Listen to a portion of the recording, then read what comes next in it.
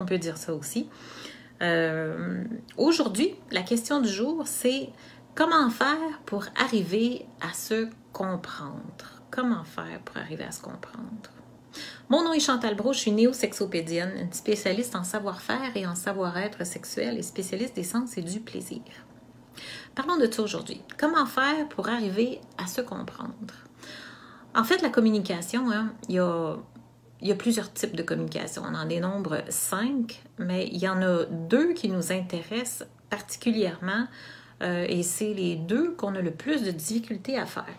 Parce que dans notre quotidien, on va utiliser 3 types de communication sans problème parce qu'on n'est pas vraiment impliqué émotionnellement là-dedans. Ça va être soit narratif, ça va être soit utilitaire, ça va être soit impersonnel parce qu'on va parler des autres, on va expliquer ce qui s'est passé, on va expliquer notre journée, on va demander « tu peux-tu m'apporter un verre d'eau? » Bon, ça, c'est les types de communication différentes qu'on peut utiliser. Mais quand on est en relation de couple, ce qu'on veut arriver à faire, en fait, c'est d'accéder aux 2 types de communication qui sont beaucoup plus profondes et beaucoup plus intimes qu'on appelle la communication personnelle et la communication intime. Pour ce faire, la communication personnelle, ça veut dire que je vais arriver à parler de moi, je vais arriver à parler au je vais arriver à parler de ce que je vis, mais en général. Tandis que dans la communication intime, c'est que je vais parler au je, mais de ce que je vis par rapport à mon partenaire. Okay? Ça, c'est difficile parce que ça vient ébranler beaucoup d'insécurité, beaucoup de blessures, c'est quelque chose qui n'est pas facile à faire. Puis même si on arrive à le faire, ça ne veut pas dire qu'on va être compris. Puis c'est un peu là notre peur, dans le fond. C'est comment ça se fait que des fois, on a beau se parler, on a beau essayer de bien s'exprimer, puis misère, on n'a vraiment pas l'impression que l'autre nous comprend. On se sent tout seul dans nos affaires. Puis comment est-ce qu'on peut faire pour arriver justement à se comprendre? Bien, ce qui est intéressant là-dedans, puis je vais vous donner un exemple, là, parce que c'est quand même fascinant. Donc, commençons avec l'exemple.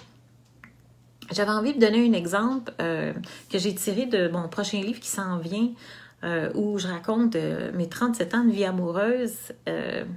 Une expérience que j'ai eue à mes 15-16 ans, parce que pour vous montrer vraiment dans quel état d'esprit est-ce que un mot peut être interprété dépendamment du vécu de chacun et dépendamment de ce qu'on porte comme croyance. Parce que tout est là finalement, l'interprétation des mots n'a pas la même signification dépendamment du vécu de chacun et des croyances de chacun. Puis si vous pensez que vous n'avez pas de croyances, là, vous êtes complètement dans le champ, on en a une tonne et demie. On n'a pas nécessairement conscience, mais on a acheté des choses, on a des croyances et ça nous convient ou ça ne nous convient pas nécessairement. Fait que des fois, c'est ce qui fait qu'on a des irritants. Ça ne fonctionne pas très bien. L'exemple que je voulais donner, c'est que avec mon premier copain, qui était un amourette d'enfance, en fait, à l'époque, moi, mon état d'esprit et mes croyances, okay, j'étais vraiment beaucoup dans le supérieur. Okay, et je trouvais que ma personne avait énormément de valeur, ce qui n'est pas mauvais en soi. Et mon partenaire de l'époque, mon petit copain de l'époque, voulait essayer différents types de stimulation, si vous voulez, sensuelle ou sexuelle. Moi, j'ai mal pris cette information-là. J'ai mal pris cette question-là. Okay, la question qui était posée, j'aimerais ça essayer quelque chose si tu veux bien. La question était bien posée. J'étais tout à fait dans la possibilité de répondre oui ou non. Okay, ça m'appartenait. Sauf que, dans mon fonctionnement, j'ai interprété ce qu'il a voulu dire et moi, je me suis sentie dans cette expression-là comme utilisée, un peu comme un objet. Parce que pour moi, me semblait que j'étais tellement impliquée, tellement en amour que c'était pas de l'essayage, là. Tu sais, essayer quoi? C'est pas essayer, c'est vivre, c'est ressentir. Pour moi, ça faisait pas de résonance. Pour moi, ça faisait pas de sens. Et j'ai jugé que sa demande était superficielle et donc qu'il n'avait pas de sentiments profonds. OK? Fait que voyez-vous la situation? Puis pour bien expliquer ça, comment est-ce qu'on arrive à se comprendre? C'est clair qu'on ne s'est pas compris. Okay? C'est clair qu'à cette époque-là, lui, sa demande qu'il a faite était quand même relativement claire, mais moi, je ne l'ai pas saisie de cette façon-là. Comment ça se fait? Ben, c'est simple. C'est que chaque mot a une valeur émotionnelle. Chaque mot utilisé, chaque langage utilisé a une valeur émotionnelle pour chacun. Moi, là, on parle de lui. Dans le fond, c'est lui qui a posé la question. Lui, quand il a posé la question, j'aimerais essayer quelque chose si tu veux bien. Bien, premièrement, il demandait mon consentement. C'est déjà très bien. Et deuxièmement, c'était très bien dit. J'aimerais que. Hein? J'aimerais essayer quelque chose. J'aimerais tester quelque chose. Donc, c'était dans l'apprentissage. C'était dans le temps de l'apprentissage. C'est l'adolescence. Bon, fait que c'était tout à fait de mise. Fait que pour lui, ces mots-là étaient très respectueux et très anodins. Fait que la valeur émotionnelle n'avait pas la même valeur que pour moi.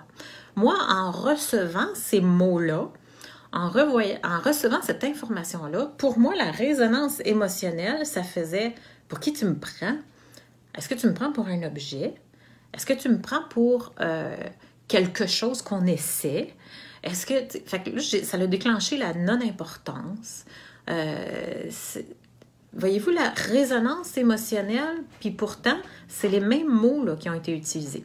Comment est-ce qu'on peut arriver à s'entendre et à se comprendre dans ces circonstances-là? C'est que justement, vu que chacun des mots ou des phrases qu'on va utiliser selon l'éducation de chacun, parce que moi, selon mon éducation, c'est ce que j'ai perçu à cette époque-là, selon les croyances de l'époque, comment est-ce qu'on peut arriver à se comprendre? Ce que j'aurais pu faire, okay, si j'avais été un peu plus consciente à ce moment-là, ça aurait été de lui poser la question. Ça aurait été de lui dire mon senti. Ça aurait été de lui dire quand tu me dis ça, c'est drôle, moi, ça me fait... J'ai l'impression que je suis comme un objet puis que tu veux tester quelque chose sur moi. Est-ce que je le sens bien? Okay? C'est sûr que si... Lui, ce qu'il veut avoir, c'est gain de cause, puis s'il me répond, ben oui, je vais t'utiliser, hein, c'est clair qu'il n'y aura pas grand-chose. En même temps, je dirais pas c'est se mettre à blanc, mais c'est, est-ce que quand on est dans une relation, on veut vraiment vivre du vrai, ou si on reste dans le superficiel, tu sais?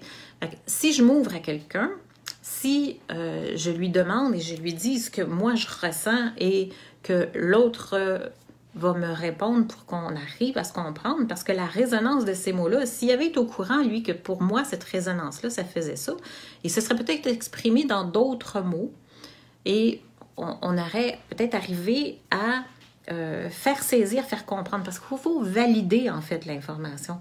Une fois que l'information est donnée, ça ne veut pas dire qu'elle est vraiment saisie et entendue de cette façon-là par l'autre personne. Puis, un bon exemple aussi que je peux donner là-dedans, ce qui me vient à l'esprit, c'est qu'avec mon conjoint d'aujourd'hui, on en rit énormément parce que ça arrive très, très, très souvent que nous, on voit, on a deux types d'intelligence complètement différentes. On a deux façons de penser, mais complètement différentes, même si on se rejoint sur beaucoup de points.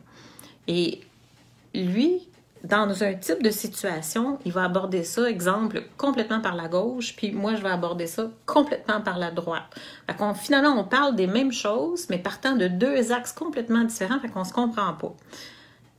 Pas en tout, là. Vraiment, là, on n'est pas sur la même longueur d'onde. Fait qu'à chaque fois, il faut vraiment prendre le temps de s'assurer, valider. Est-ce que tu as saisi ce que je veux dire? Hein? Ou l'autre de dire, si j'ai bien saisi ce que tu veux dire et de répéter. Parce qu'en répétant les mêmes mots que l'autre a dit, déjà la résonance émotionnelle, on vient à quelque part l'ajuster, l'équilibrer. Fait que si ça vient faire d'autres résonances, parce qu'en utilisant d'autres mots, on vient provoquer d'autres émotions. C'est pas simple, hein? Quand on rentre dans la communication personnelle et intime, quand on rentre vraiment dans le dialogue où on veut se faire comprendre émotionnellement par l'autre, ben c'est ça, on joue dans les émotions. On joue dans un terrain qui est glissant à quelque part, hein? qui peut être blessant. Il faut bien se faire comprendre. Pour bien se faire comprendre, il faut valider l'information. si j'ai bien compris, est-ce que ce que tu m'as dit telle chose, est-ce que ça veut dire ça ou ça veut dire ça? Parce que moi, c'est drôle, ça me donne l'impression que, pour moi en tout cas, je le perçois comme ça. Est-ce que j'ai raison? Est-ce que c'est ça que tu veux dire? Et c'est à l'autre de s'expliquer et de revenir avec soit d'autres mots pour valider vraiment s'il s'est bien fait comprendre. Ça appartient aux deux. Hein? Quand on est en communication, on est en relation, ben, le mot le dit, c'est deux. Si on veut se faire comprendre, la responsabilité de l'un, c'est de se faire comprendre, de s'assurer d'être compris, et de l'autre, c'est d'entendre. Ça, c'est une autre chose, entendre. Parce qu'on peut écouter, puis ça fait ça de même, là. Hein? Qu'est-ce que tu te dis? Finalement, je ne le retiens pas, j'ai pas vraiment saisi, j'ai pas vraiment compris, j'ai pas vraiment porté attention. Fait que je peux avoir juste écouté. Ça ne veut pas dire que j'ai entendu. Fait que entendre, c'est vraiment ressentir l'émotion qui est véhiculée à travers ce langage-là, à travers la demande. Fait que quand on rentre en communication personnelle et intime, puis je pense que dans une relation de couple-communion, bien, si on n'est pas dans ce type de communication-là, bien, on n'a rien de vraiment solide, là. La communication, elle est hyper importante dans une relation de couple, comme dans toute relation d'ailleurs. Une relation d'amitié, hein, si vous avez un bon ami, quelqu'un sur qui vous pouvez vous fier, quelqu'un à qui vous pouvez vous confier, mais encore là, vous allez parler de ce que vous vivez, de ce que vous ressentez. Et c'est important de bien se faire comprendre, parce qu'on peut être interprété. C'est hyper facile d'interpréter, parce que la résonance du mot, quand moi je la reçois, l'émotion qui est déclenchée, c'est peut-être pas l'émotion qui a été lancée de l'autre côté, c'est pas la même résonance. Si moi ça fait ça, moi je vais l'interpréter d'une certaine façon et je vais verbaliser autre chose. En verbalisant autre chose, j'envoie d'autres messages d'émotion et ça ne veut pas dire que c'est les mêmes émotions qui vont être reçues de l'autre côté.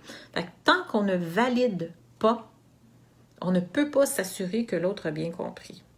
Puis, ce que j'entends souvent, puis moi, ce que j'ai cru aussi longtemps, parce que ça, je l'ai cru longtemps, quand j'ai rencontré mon mari à l'époque, il me semble qu'on était tellement en symbiose, on était tellement connectés qu'on disait souvent, on n'a pas vraiment besoin de se parler, nous autres, on se comprend facilement, on a juste besoin d'un clin d'œil, on sait ce que l'autre pense, puis c'est faux ça. Okay? Ça, là, c'est de chimère. Ça peut arriver à certaines occasions, mais on interprète ça un peu trop large, on le beurre pas mal trop épais. On n'arrive pas du même vécu.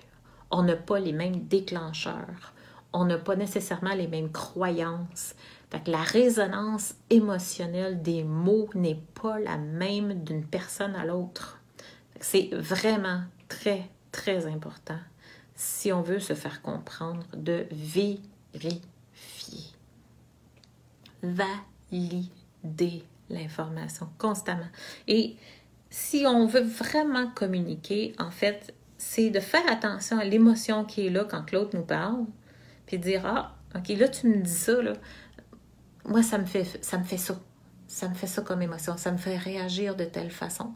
Est-ce que c'est ça pour toi? Est-ce que ça a la même résonance pour toi? Et d'arriver vraiment à se rejoindre là-dedans.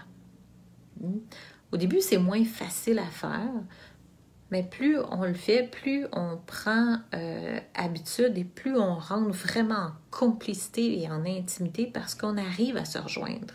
Et plutôt que de faire des attaques, finalement, d'attaquer l'autre parce qu'on réagit aux mots qu'ils vont dire, parce qu'on est dans l'interprétation. Hein. L'interprétation, c'est une réaction. Et la réaction, ben, elle est inconsciente. Pour être dans le conscient, il faut que je porte attention à ce que ça me fait vivre, puis à ce que c'est. Assurez-vous d'être entendu. Assurez-vous d'être compris. La communication, là, on n'a pas le choix, en fait, de passer par la communication personnelle et intime si on veut trouver une satisfaction dans la relation de couple. Sinon, ben, vous êtes seul. Vous êtes en couple, peut-être. Vous êtes peut-être à deux, mais vous êtes tout seul. Si vous avez l'impression de faire cavalier seul, ben, vous avez peut-être le temps de penser, apprendre à communiquer, à vous faire comprendre de l'autre. Ça s'apprend, ça se fait très bien. Sur ce, moi, je vous dis bye-bye. Ça va être tout pour aujourd'hui. Demain, on va y aller avec le dernier scénario. Demain, je suis en visite, je suis dans une fête. Je vais essayer quand même de vous faire le scénario numéro 13 demain. Je vais me trouver un espace quelque part pour essayer de me cacher pour faire ça demain quelque part. Sinon, ce que j'avais envie de vous dire en quittant, merci d'être là. Ça me fait plaisir de vous voir. Et j'ai une formation sur laquelle je travaille depuis vraiment un bon bout de temps qui arrive à aboutissement et dont je suis tellement fière. Je ne peux pas ne pas vous en parler. Je ne peux pas vous l'offrir parce que ça apporte tellement de bienfaits, ça apporte tellement au couple et ça sauve tellement de temps, d'énergie. C'est absolument fantastique. C'est vivre le 7e ciel. C'est ce qui s'en vient. Vous allez en entendre parler pendant les prochains jours. Portez attention sur ce que c'est parce que c'est vraiment, vraiment spécial. C'est 100% à ma couleur, à ma façon de voir les choses. C'est néo-sexopédique, là, pur à 100%.